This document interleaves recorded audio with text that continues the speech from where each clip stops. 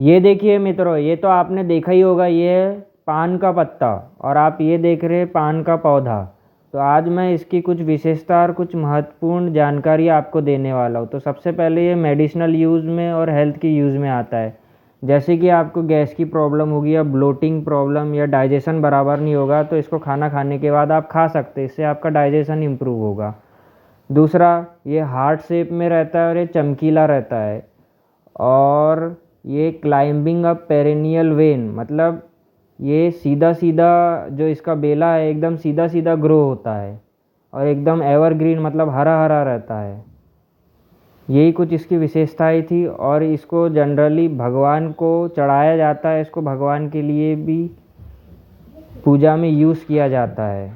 पान एक बारहमासी बेल है, जो इसका कॉमन नेम है पान लीव, इसका जो साइंटिफिक नेम है पाइपर बीटल, फैमिली पाइपरेसी और जो ओरिजिन है south east Asia. Thank you मित्रों।